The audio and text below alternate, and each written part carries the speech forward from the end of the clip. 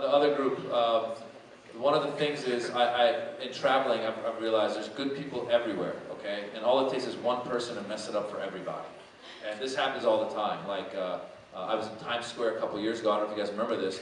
There was a Pakistani guy who tried to blow up a car bomb in Times Square. And I happened to be in Times Square that night doing a show in New York. And a few months before that, in Austin, Texas, there was a white guy who flew his plane into the IRS building in Austin, Texas. And I happened to be in Austin, Texas that day doing a show. Now, as a Middle Eastern male, when you start showing up around a lot of these activities, you start feeling guilty at one point. I was watching the news, I'm like, am I involved in this crap? I get the memo.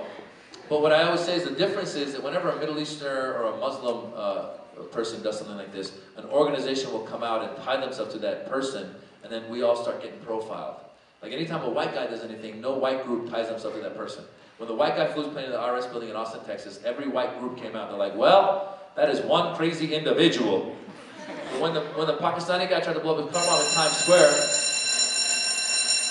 okay, when the Pakistani guy tried to blow up his car bomb in Times Square, the Pakistani Taliban came out and took credit for that failed car bombing.